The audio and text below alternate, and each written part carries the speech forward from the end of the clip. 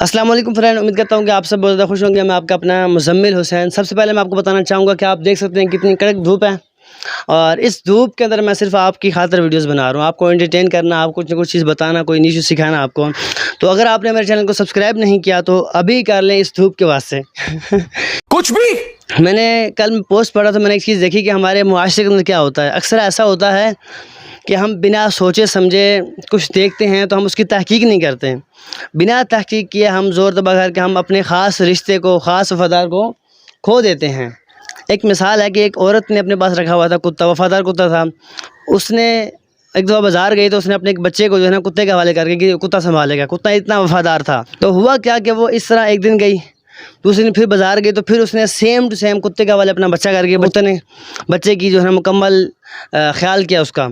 इस तरह तीसरी मरतबा फिर हुआ। तो फिर एक दिन क्या हुआ कि औरत जो है ना बाज़ार गई, जब वो घर पहुंची तो उसने क्या देखा, उसने देखा कि कुत्ता जो है ना चारपाई के नीचे से निकला और उसका मुंह जो है ना वो खून से भरा हुआ है।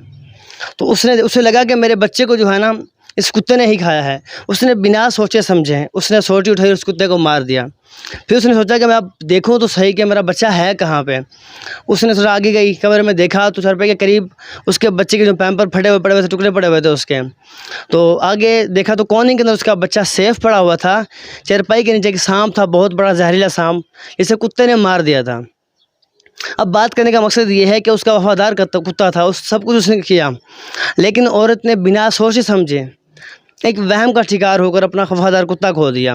तो हम अक्सर ऐसा ही करते हैं, हम अपने रिश्तेदार खो देते हैं, हम अपने वफादार दोस्त छोड़ देते हैं, हम अपने क्लोज दोस्त को छोड़ देते हैं।